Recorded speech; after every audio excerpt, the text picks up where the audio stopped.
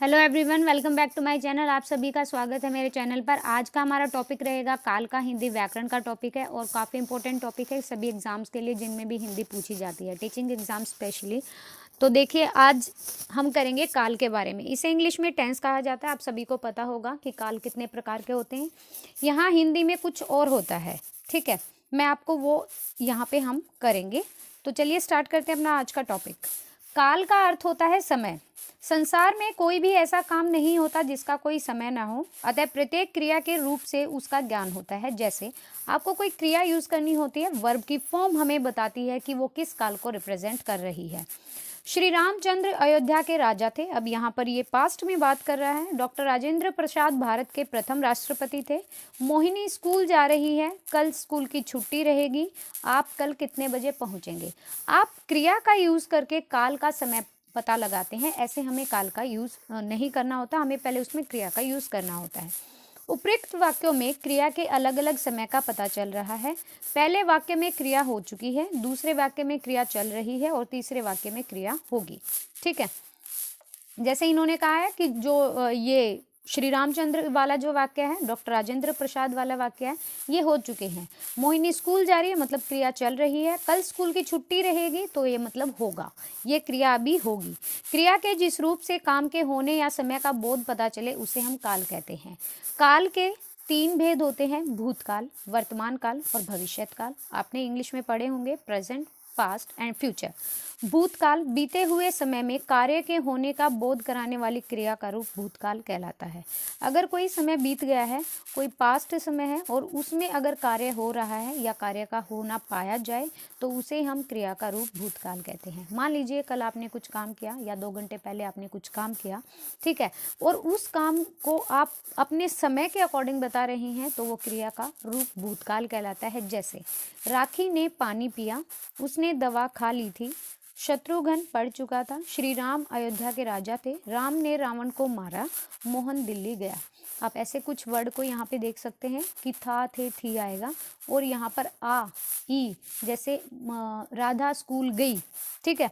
तो आ और ई भी इसके कुछ हिंट होते हैं। जैसे हमने वहाँ पे भी इंग्लिश में भी हम पढ़ते हैं, जैसे आ जाए कहीं पे, जैसे राम ने रावण को मारा तो आ आया, और मोहन दिल्ली गया तो यहाँ पे भी आ आया। ई, ये वाले कुछ शब्द होते हैं जो भूतकाल को दिखाते हैं। भूतकाल के 6 भेद होते हैं। सामान्यतः भूतकाल सबसे पहले क्रिया के जिस रूप से कार्य के सामान्य रूप में बीते हुए समय का आपको पता चले तो उसे सामान्य भूतकाल कहते हैं। सामान्य से याद रख लीजिएगा कि सामान्य रूप से बीता हुआ समय सामान्य भूतकाल कहलाता है।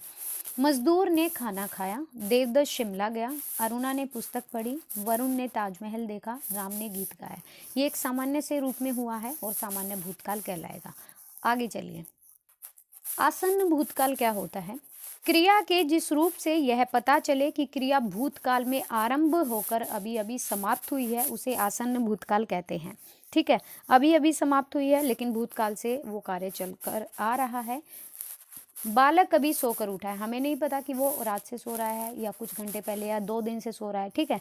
तो मतलब अभी अभी वो कार्य खत्म हुआ है तो उसे आप आसन भूतकाल में रखेंगे। राम ने गीत गाया है, इन्होंने भोजन कर लिया है, मैंने भोजन कर लिया है, विद्यार्थियों ने पाठ याद कर लिया है। ये सारे आसन भूतकाल के उदाहरण हैं। अपूर्ण भूतकाल वो होता है जिस रूप से यह पता चले कि क्रिया भूतकाल में हो रही थी परंतु समाप्त नहीं हुई है, पूर्ण नहीं हुई है, वो अभी भी अपूर्ण है, पूरी नहीं हुई है। बरसात हो रही थी, छात्र पढ़ रहे थे, परीक्षाएं चल रही थी, गायक गा रहा था। जैसे मान लीजिए कि कोई एग्ज़ाम, जैसे 10-12 के एग्ज़ाम मान लीजिए कि वो 3 तारीख से चल रहे हैं और इस महीने के पूरे महीने चलेंगे, तो आप क्या बोलोगे, परीक्षाएं चल रही थी, ठीक है। वो कार्य भूतकाल में हो रहा था बट अभी तक वो कंप्लीट नहीं हुआ है, पूर्ण नहीं हुआ है। पूर्ण भूतकाल क्या होता है, क्रिया के जिस रूप से उसके बहुत पहले पूर्ण होने का पता चल जाए, वो पूरी तरह से हो चुका है। मैं दिल्ली गया था, वर्षा हो चुकी थी, दुकान बंद हो चुकी थी, वह गांव जा चुका था। ये पास्ट परफेक्ट टेंस को दिखाता है, मतलब ये कार्य हो चुका था, ठीक है। संदिग्ध भूतकाल क्या होता है, जिसमें पूरा होने में थोड़ा बहुत संदेह हो। भूतकाल की क्रिया के जिस रूप से उसके भूतकाल में पूरा होने में संदेह हो उसे संदिग्ध भूतकाल कहते हैं। जैसे बस छूट गई होगी, अवकाश हो गया होगा, छात्र ने गीत गाया होगा, बच्चे सो गए होंगे, गुरुजी आ गए होंगे। आप वहाँ पे नहीं हैं, आप बस आइडिया लगा रहे हैं कि अब तो ये हो रहा होगा। मान लीजिए किसी बच्चे ने आज स्कूल नहीं गया है, या वो एक दिन स्कूल नहीं गया है, और अगर उससे पूछे हाँ भाई अभी किस चीज़ का पीरियड चल रहा होगा, तो वो तुरंत बता देगा कि भाई अभी तो इंग्लिश वाली मैम का चल रहा होगा, अभी साइंस वाली मैम का चल रहा होगा, क्योंकि उसे पता है उस चीज़ का। अभी ये संकेत है, संदेह है इसमें। हेतु हेतु मद भूतकाल, भूतकाल में एक क्रिया के होने या न होने पर दूसरी क्रिया का होना या न होना निश्चित होता है, तो वहाँ हेतु हेतु मद। यहाँ पर आपको कुछ संयोजक शब्द मिलेंगे, अव्यय मिलेंगे। यदि समय से जाता तो पहुंच जाता, यहाँ पर कनेक्टेड होते हैं स्टूडेंट, यहाँ पे कंजक्शन का यूज होता है। यदि मन लगाकर खेलते तो जीत पाते, ये सारे कौन से वाक्य होते हैं जो हमने सरल, संयुक्त और मिश्र पढ़ा था, तो ये संयुक्त वाक्य होते हैं। यदि मैं मिश्रित वाक्य होते हैं। यदि मैं परिश्रम करता तो उत्तीर्ण हो जाता, यदि वर्षा होती तो फसल अच्छी होती। एक क्रिया के होने का दूसरे क्रिया के होने पर यहाँ पर आश्रित होता है। ये मिश्रित वाक्य के उदाहरण होते हैं सारे हेतु हेतु मध्यकाल में। अब देखिए वर्तमान काल इजी सा होता है, क्रिया के जिस रूप से यह पता चले कि कार्य अभी चल रहा है उसे वर्तमान काल कहते हैं। जैसे नाना रामायण पढ़ते हैं, वर्षा हो रही है, लड़की नाच रही है, पक्षी आकाश में उड़ रहे हैं। अब वर्तमान के भी भेद होते हैं, सामान्य वर्तमान, अपूर्ण वर्तमान। तो सामान्य वर्तमान कौन सा होता है? जो क्रिया वर्तमान काल में सामान्य रूप से हो उसे सामान्य वर्तमान कहते हैं। जैसे श्याम खेल रहा है, बिल्कुल सिंपल सेंटेंस आएंगे। माता जी खाना बनाती हैं, बच्चा रोता है, छात्र अध्यापक से पढ़ता है, मृदुला नाचती है। ये वर्ब की फर्स्ट फॉर्म वाले हैं, सिंपल इंडेफिनिट मतलब प्रेजेंट इंडेफिनिट।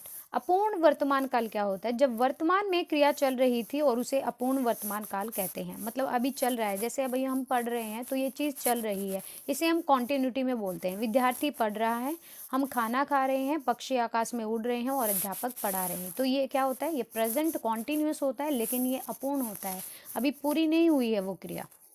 अब देखिए संदिग्ध वर्तमान, जिस क्रिया के वर्तमान समय में पूर्ण होने में संदेह उसे संदिग्ध वर्तमान। अध्यापक आ ही रहा होगा, वर्षा हो रही होगी, वे खाना खा रहे होंगे, गाड़ी आ रही होगी। ठीक है, आप गाड़ी का वेट कर रहे हो, आप बोलते हो कि गाड़ी आने ही वाली है या गाड़ी आ ही रही होगी, तो ये संदिग्ध होता है। ठीक है, आपको पता नहीं है एग्जैक्ट, लेकिन आप थोड़ा आइडिया लगाते हो, उसका पूरा होने में थोड़ा संदेह है। भविष्यत काल देख लीजिए, क्रिया के जिस रूप से उसके भविष्य में पूर्ण होने का पता चलता है, आगे जाके पूरा होगा, फ्यूचर टेंस होता है ये। हम सब हिंदी पढ़ेंगे, मैं घर जाऊंगा, हम सब स्कूल जाएंगे, आप वहाँ कितने बजे पहुँचेंगे, यामिनी गाना गाएगी। ये एक भविष्य काल को दिखाता है, बहुत ईजी होते हैं, सिर्फ भूतकाल के थोड़ा सा देख लीजिएगा। इनके दो उदाहरण होते हैं, एक सामान्य एक संभाव्य।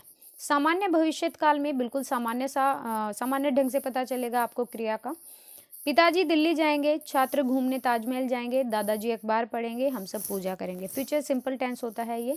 संभाव्य भविष्यत काल क्या होता है? क्रिया के जिस रूप में उसके भविष्य के होने की संभावना, भविष्य में होने की, मतलब ये काम अब भविष्य में होगा। संभव है आज वर्षा हो जाए, शायद पिताजी आज आ जाएं, शायद आज मुझे स्कूल जाने में देरी हो जाए, हो सकता है नेताजी जीत जाएं। ये सारे संभवतः होते हैं, आपको शब्द देखते ही वहाँ पहचान जाओगे ये पूर्ण है, ये अपूर्ण है, ये संदेह वाला है, ये सामान्य है। एक बार ज़रूर कर लीजिएगा, काल इम्पोर्टेंट चैप्टर है। इसके बाद हम क्रिया करेंगे और फिर हम करेंगे कारक। ठीक है, अगर आप हमसे जुड़े हुए हैं या नहीं जुड़े हैं तो चैनल को सब्सक्राइब कर लीजिएगा और वीडियो पसंद आए तो बताइएगा। So thank you so much, thank you to watching video.